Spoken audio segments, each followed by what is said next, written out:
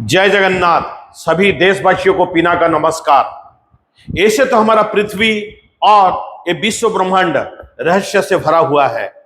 ऐसी बहुत सारी रहस्य हैं जिसका कारण खोज पाने में वैज्ञानिक असमर्थ रहे हैं, लेकिन बहुत सारी रहस्य है जिसका कारण हम लोग खोज पाए हैं। ऐसे एक रहस्य भरा प्राकृतिक चमत्कार है खून का झरना, जो कि हम लोग इंग्लिश में ब्लड फॉल्स बोलते हैं। ये कहां पर है? ये अंटार्कटिका में है। अंटार्कटिका का टेलर ग्लेशियर है।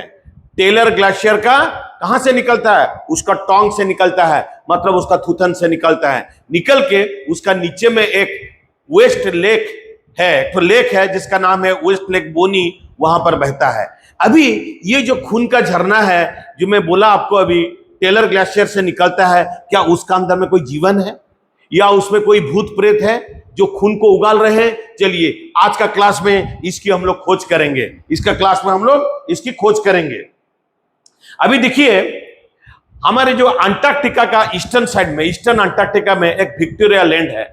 विक्टोरिया लैंड में एक मैकमुर्डो वैलीज है, मतलब ये एक घाटियों की समूह है। देख लिए, घाटियों की समूह है और इसी घाटे में बहुत सारे ग्लेशियर हैं। इसी घाटे में देखिए बहुत सारे ग्लेशियर्स है। देखिए ग्लेशियर्स है, लेक भी है। ऐसा एक ग्लेशियर है टेलर ग्लेशियर, देखिए ये वाला है। ऐसा एक ग्लेशियर है टेलर ग्लेशियर, और उसका नीचे में वेस्ट लेक बोनी, एक तो लेक है जिसको हम लोग वेस्ट लेक बोनी वो प्रवाहित होता है। और वही जो हमारा टेलर ग्लेशियर है, टेलर ग्लेशियर का थूथन से क्या निकलता है? खून का झरना, जिसको हम लोग इंग्लिश में बोलते हैं ब्लड फ्लो। अभी मैं आपको बताना चाहता हूं ये ग्लेशियर क्या होता है। पहले इसको मैं समझाता हूं। टेलर वैली, वैली क्या होता है, घाटी क्या होता है?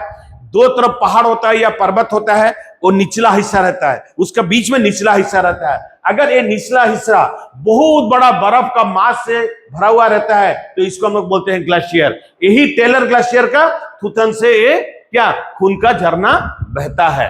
ठीक है, अभी चलिए हम लोग और इसमें जानने के लिए कोशिश करेंगे इसके बारे में। देखिए ये खून का झरना ऐसे बहता है, देख लीजिए आप लोग, ऐसे प्रतीत होता है खून का झरना बह रहा है। ये हमारा क्या बोला मैं आपको, टेलर ग्लेशियर निकल के वो क्या करता है? वेस्ट लेक बोनी में प्रवाहित होता है। अभी देख लीजिए, पहले इसकी खोज किसने की थी, मैं इसका बारे में आपको बताना चाहता हूं। 1 जून 1910 को एक तो अभियान था जिसका नाम था स्कॉट्स टेरा नोवा एक्सपेडिशन। एक तो अभियान था, कहां तक? अंटार्कटिका का अभियान किया गया, शुरू किया गया। ठीक है, ब्रिटिशर्स ने शुरू किए, और इस जो अभियान का नाम क्या था? स्कॉट्स टेरा नोवा एक्सपेडिशन। फिर बता रहा हूं, 1 जून 1910 में वाला स्टार्ट हुआ। ठीक है, इसमें जो अनुसंधानकारी जो टीम थे उनके एक सदस्य थे जो कि ऑस्ट्रेलिया के भूवैज्ञानिक थे। उनका नाम है थॉमस ग्रिफिथ टेलर, जिसने इसमें जाके, देखिए ये जो टेलर ग्लेशियर में जाके उसने इसी जो खून की झरना है या ब्लड फॉल्स है उसकी खोज की थी। इसी के लिए ये जो टेलर साहब के नाम में ये जो हमारा ग्लेशियर है उसका नामकरण हुआ टेलर ग्लेशियर। इसका आपको हिस्ट्री मैंने बता दिया। ये जो टेलर साहब थे, ये जो एक्सपेडिशन में गए थे स्कॉट्स टेरा नोवा एक्सपेडिशन में, वो बोले कि ये जो खून का झरना बहता है, एक्चुअली खून का झरना बहता नहीं है, उसमें से एकदम क्लियर पानी निकलता है। क्लियर पानी निकल के वो लाल कलर का शैवाल से फ्लो करता है। देख लीजिए, एक लाल कलर का शैवाल है, उससे फ्लो करता है, और दूर से हमको लगता है कि ये क्या होता है? खून का झरना बहता है। लेकिन उनका जो लेकिन उन्होंने बहुत कोशिश की कि कुछ ये जो पानी का नमूना को, ठीक है, एकत्र करके विश्लेषण करने के लिए वो कोशिश किया, लेकिन वो असमर्थ रहे। लेकिन ये जो थियरी दिए कि ये लाल कलर का शैवाल के लिए, आल्गी के लिए हो रहा है, उसको साइंटिस्ट लोग एक्सेप्ट नहीं किए, क्योंकि इसी प्रतिकूल वातावरण में, अंटार्कटिका में जहां पर इतना ठंड पड़ता है, उसी वातावरण में कभी भी शैवाल बच कर रह नहीं सकता है। तो उनका थ्योरी फेल हो गया। ये 1911 में इसकी खोज की गई थी। किसके द्वारा? ये जो हमारा स्कॉट्स टेरा नोवा एक्सपेडिशन जो अभियान था, और कौन खोज किए थे? मैं बोला ना, थॉमस ग्रिफिथ टेलर साहब ने इसकी खोज किए थे। ठीक है, 1911 तक 2003 तक, 1911 से लेके एक शताब्दी करीबन 2000 तक इसमें कोई रिसर्च नहीं हुआ, लेकिन 2003 से लेकर 2018 तक बहुत सारे एक्सपेरिमेंट्स किए गए, बहुत सारे एक्सपेरिमेंट्स किए गए। मैं आपको बता रहा हूं 2003 से लेकर 2018 तक क्या किया गया, मैं बता रहा हूं। बहुत सारे जो साइंटिस्ट हैं, खोजकर्ता हैं, ठीक है, भूविज्ञानी हैं, जीवाणु तत्वविद है, ये सब अंटार्कटिका में गए।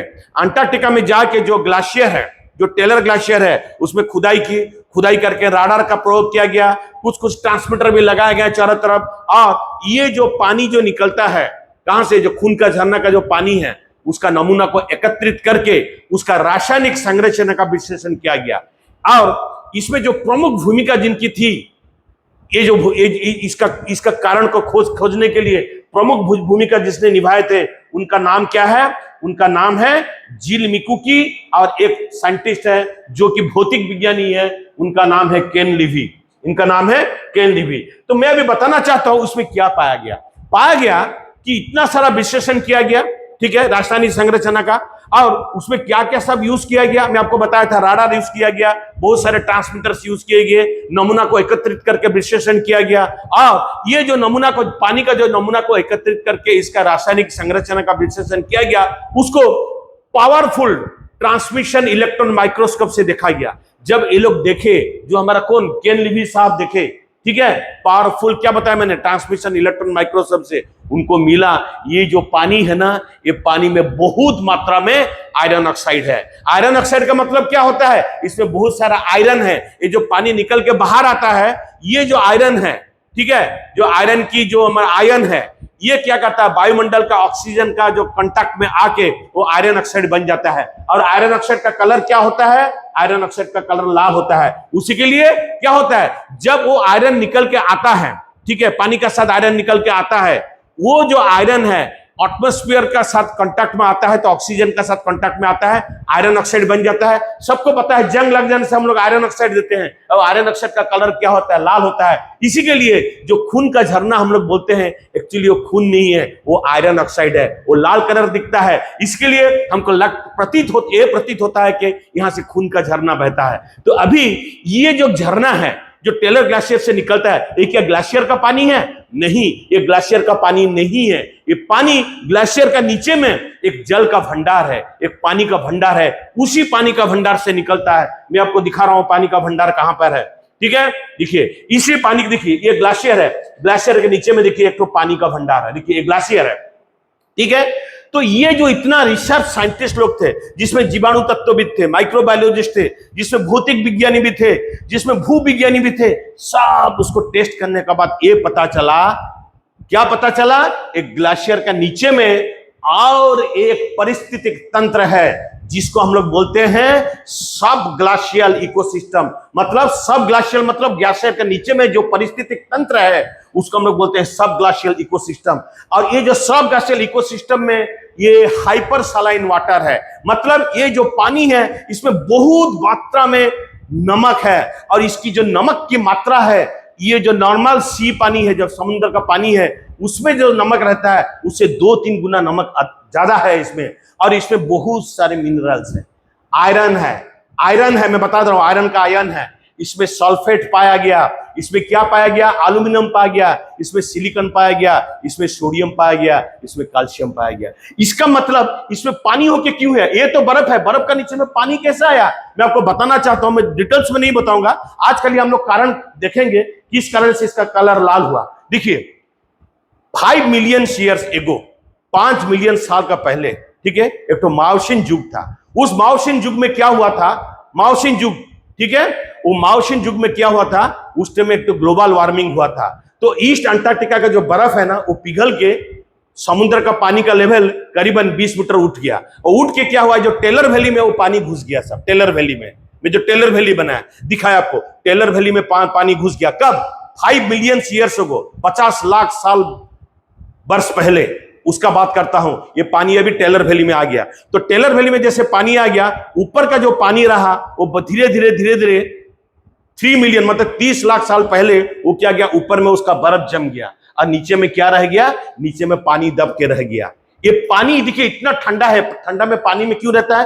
क्योंकि ये जो इतनी नमक की मात्रा है, इसका जो फ्रीजिंग पॉइंट है, फ्रीजिंग पॉइंट मतलब जो तापमात्रा में वो पानी से बर्फ में कन्वर्ट होता है, चेंज होता है, ये जो फ्रीजिंग पॉइंट है, ये जो नॉर्मल पानी का फ्रीजिंग पॉइंट से कम है। मतलब नॉर्मल पानी 0 डिग्री सेंटीग्रेड में बर्फ बन जाता है, लेकिन ये जो पानी है जिसमें बहुत मात्रा में क्या है, बहुत मात्रा में क्या है, नमक है, इसका जो फ्रीजिंग पॉइंट है ये हो सकता है कि -5 डिग्री हो, -10 डिग्री हो, -15 डिग्री हो। ये बहुत, इसको और कम तापमात्रा चाहिए इसको बर्फ बनने में। तो ये अभी पानी का फॉर्म है, ऐसे पानी का भंडार पाया गया। और एक चीज है, मैं क्या बताया, केन लिवी ने क्या देखा, मैं क्या बताया था, पावरफुल इलेक्ट्रॉन माइक्रोस्कोप जब इसको देखे तो जो कि पावरफुल इलेक्ट्रॉन माइक्रोस्कोप ना कोई भी छोटा छोटा चीज को, ठीक है, 50 मिलियन टाइम ज्यादा बड़ा करके देख सकते हैं, बड़ा कर देता है। तो हम लोग को देखने में छोटा छोटा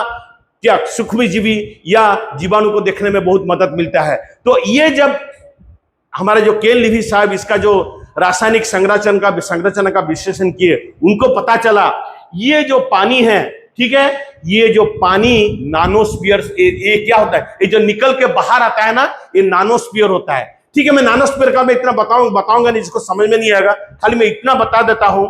इसके अंदर में और क्या पाया गया, 17 तरह की सूक्ष्मजीवी पाया गया, जिसको बोलते हैं माइक्रोब्स। और इसके अंदर में क्या पाया गया, इसके अंदर में बैक्टीरिया भी पाया गया, जीवाणु। देख लीजिए, ऐसे ऐसे जीवाणु पाया गया। देखिए, मैं आपको दिखा रहा हूं, आपको समझ में आएगा।